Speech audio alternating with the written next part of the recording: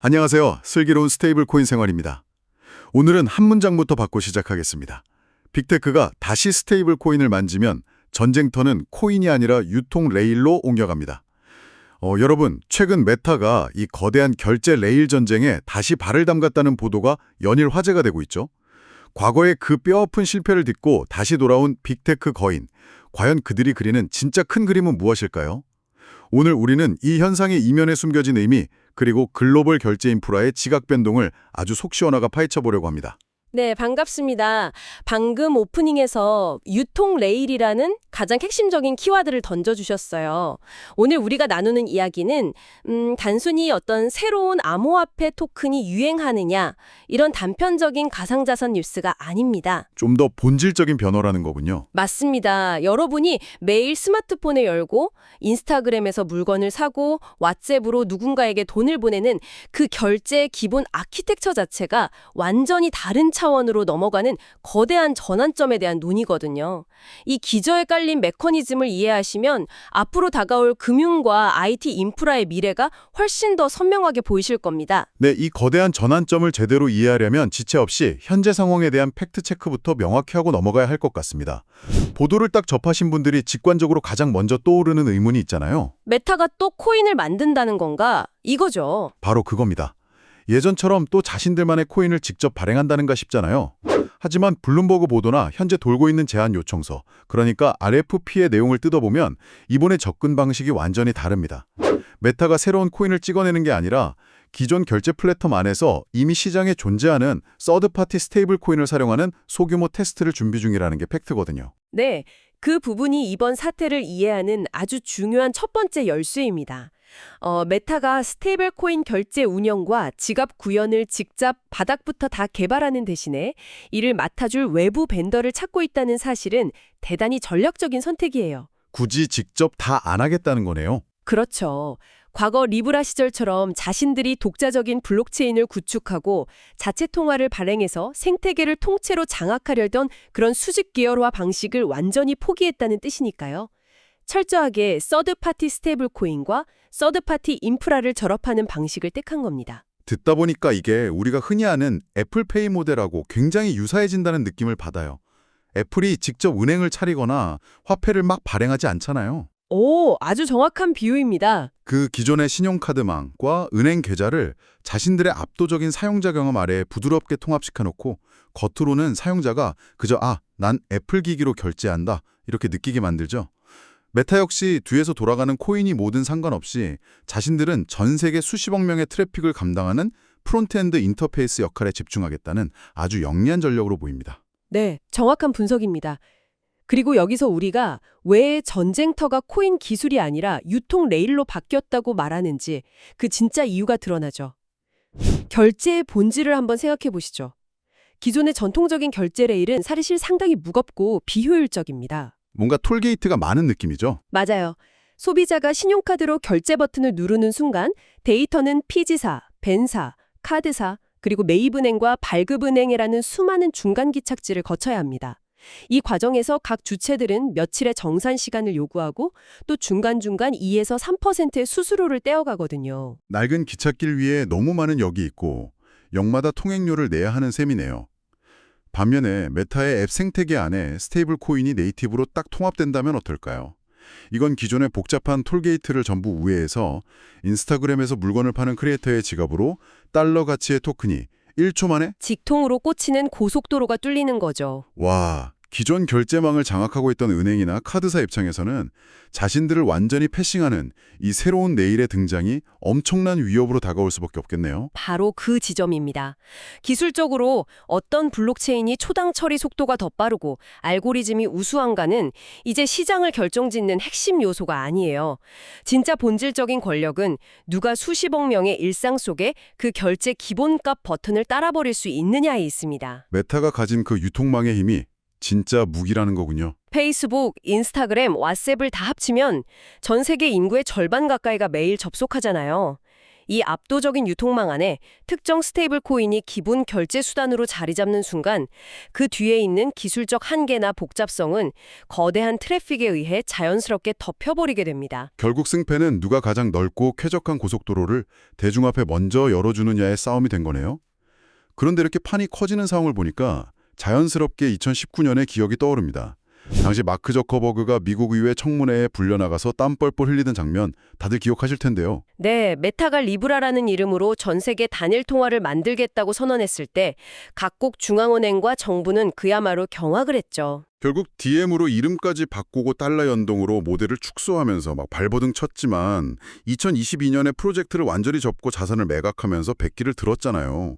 그때는 그렇게 가혹하게 짓밟혔는데 도대체 지금은 규제 환경에서 어떤 극적인 변화가 있었길래 메타가 다시 이 카드를 꺼내들 수 있었던 걸까요? 2019년 당시 글로벌 규제 당국이 느꼈던 감정은 단순한 거부감이 아니었습니다.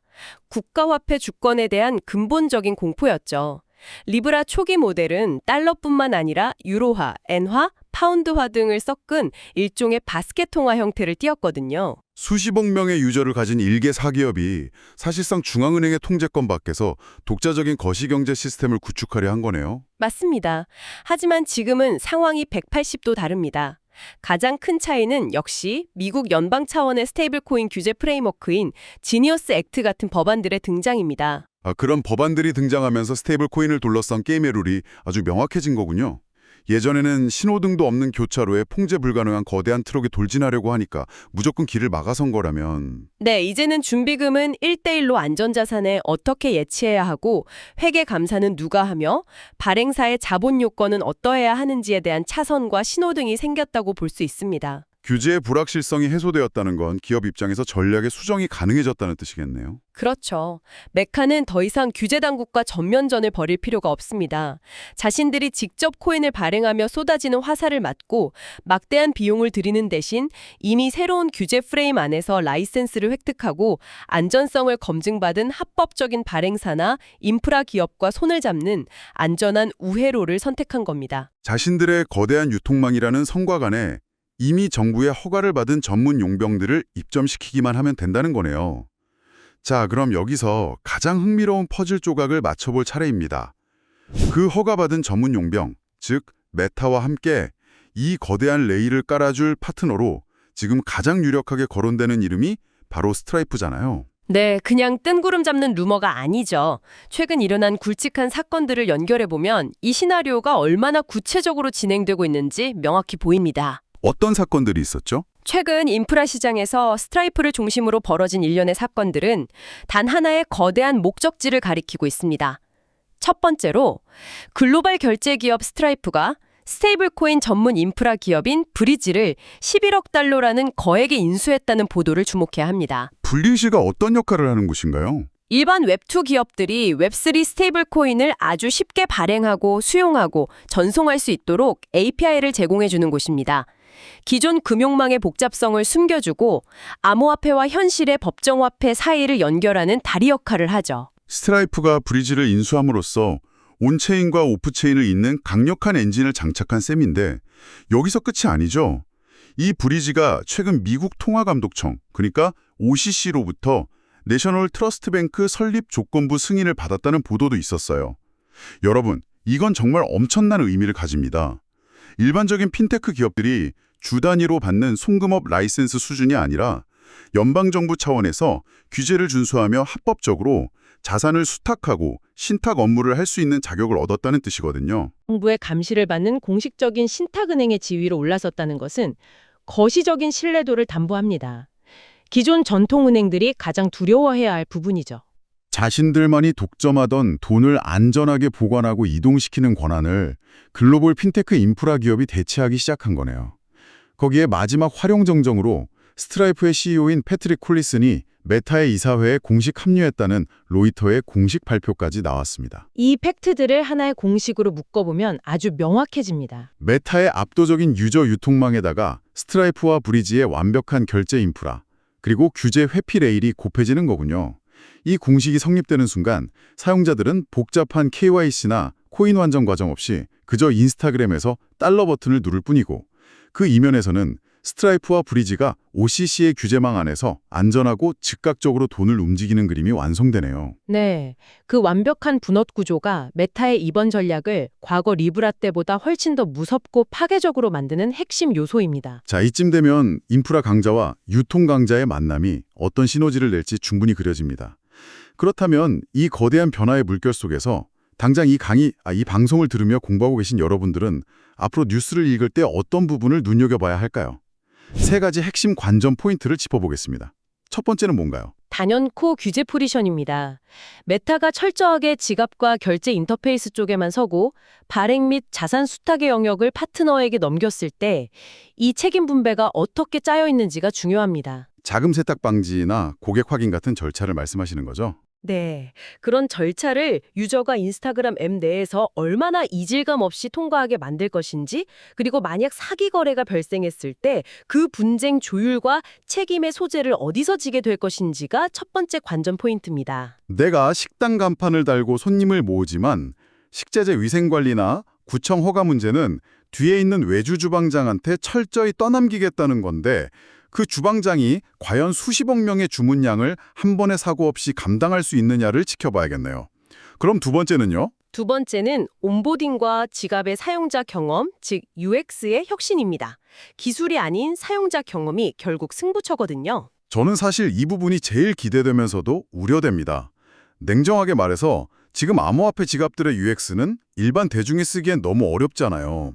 인스타그램에서 좋아하는 크리에이터한테 $10 팁전 주겠다고 막 12자리 시드 구문에 종이에 적고 이더리움 가스비를 계산하게 만든다면 그 서비스는 무조건 망할 겁니다. 뼈 아프지만 아주 정확한 지적입니다. 블록체인의 복잡성을 사용자 눈앞에서 얼마나 완벽하게 치워버리는지가 두 번째 승부처입니다. 유저가 가스비를 전혀 인지하지 못하게 만들고 자신이 충전한 현금이 코인으로 바뀌었다는 사실조차 모를 만큼 매끄러운 온램프와 오프램프 과정을 구현해야 합니다. 기존의 애플페이나 신용카드를 쓸 때처럼 자연스럽지 않다면 대중은 절대 안 움직이겠죠. 그럼 마지막 세 번째 관전 포인트는 뭔가요? 결국 이 모든 과정을 거쳐 완성될 레일 경쟁입니다. 복수의 스테이블 코인이 지원되더라도 궁극적으로 메타 앱 안에서 기본 결제 및 송금 버튼으로 굳어지는 경로가 무엇인지가 핵심 경쟁입니다. 그래서 앞으로 뉴스를 볼 때 메타가 어떤 국가에서 어떤 기능부터 시작하는지 잘 봐야겠군요. 크리에이터 정산부터 할지 아니면 P2P 송금부터 할지 말이죠. 맞습니다. 어떤 지갑이나 파트너 조합을 선택하는지, 그리고 통합 과정에서 수수료와 환전 스프레드, 정산 속도는 어떻게 설계되는지를 유심히 보시라고 조언드리고 싶습니다. 오늘의 광고 시간입니다. 요즘 사업하시는 분들 이런 말 한 번쯤 하시죠? 검색해도 우리 회사가 예전처럼 안 뜨는데요. 근데 이제는 더 직접적으로 이렇게 바뀌었습니다. 고객이 검색창보다 먼저 AI에게 묻습니다. 여기 믿을만해? 어디가 더 좋아? 그리고 AI가 그 답을 정리해서 보여주죠. 그런데 우리 브랜드가 AI 답변에 안 나오는 이유는 대부분 단순합니다. AI가 참고할 수 있는 근거, 그러니까 구조, 문서, FAQ, 신뢰 신호가 홈페이지에 부족하면 AI는 인용할 자료가 부족한 브랜드로 판단하고 제외합니다. 오늘 소개해드릴 광고는 에디메스의 AI 검색 최적화 서비스입니다. 에디메스는 AO, GO, SEO를 통합해서 웹, AI, 검색 채널에서 인용될 가능성을 높이는 구조를 만드는 쪽이에요. 첫 번째, 기존 홈페이지를 AO 기준으로 구조화합니다. 메타, 스키마, 핵심 정보 구조를 잡고 AI가 가져가기 쉬운 FAQ와 요약 흐름을 설계합니다. 두 번째, 신뢰도를 올리는 콘텐츠를 배포합니다. 가이드, 비교, 절차, 체크리스트처럼 고객이 실제로 묻는 질문을 콘텐츠로 쌓으면 커버 범위가 넓어지고 인용 가능성이 높아집니다. 세 번째, 이 콘텐츠는 그대로 바이럴 확산으로 이어지게 설계합니다. 즉, 검색이 잘 되게 만드는 콘텐츠가 동시에 퍼질 만한 콘텐츠가 되도록 설계하는 거죠. 결론은 하나예요. 이제 경쟁은 순위가 아니라 인용입니다. 관심 있으신 분들은 크몽에서 에디메스를 검색해 보시면 되고 자세한 내용은 영상 설명란에서 확인하실 수 있습니다. 오늘 논의를 통해 흩어져 있던 복잡한 퍼즐 조각들이 하나의 거대한 지도로 완성되는 느낌을 받으셨을 겁니다. 길고 깊었던 오늘 우리의 이야기를 한 문장으로 다시 한번 깔끔하게 정리해 볼까요? 결국 메타의 귀환은 스테이블 코인이 그동안 가상자산 거래소 안에 담보 역할에 머물던 것에서 벗어나 우리가 매일 쓰는 앱 안에 결제 기본값으로 확장되는 거대한 신호탄이군요. 전적으로 동의합니다. 오늘 우리는 결제 인프라라는 기술적인 측면에 집중해서 이야기를 나누었는데요. 마지막으로 여러분이 곰곰이 생각해 보실 만한 최종 결론을 하나 던지며 제 이야기를 마무리하고 싶습니다. 네, 어떤 내용이죠? 앞으로 벌어질 이 치열한 결제 전쟁의 최종 승자는 기술적으로 더 유명하고 화려한 코인을 만든 쪽이 아닐 겁니다. 눈에 보이지 않는 규제, 사용자 온보딩, 그리고 유통 레일을 소비자 입장에서 가장 매끄럽고 티 안 나게 엮어내는 쪽이 세상을 다 차지할 것입니다. 그 유통망을 준 자가 승리한다는 거네요. 네, 과연 그 승자가 우리가 생각하는 빅테크일지 아니면 새로운 결제 인프라 기업일지 지켜보는 것이 흥미로울 겁니다. 기술의 발전이 만들어낸 편리함 뒤에 글로벌 결제의 패권이 어떻게 소리 없이 이동하고 있는지 정말 많은 것을 생각하게 만드는 묵직한 통찰이었습니다. 일상을 통째로 뒤바꿀 거대한 변화의 맥락을 짚어보는 시간, 슬기로운 스테이블 코인 생활이었습니다.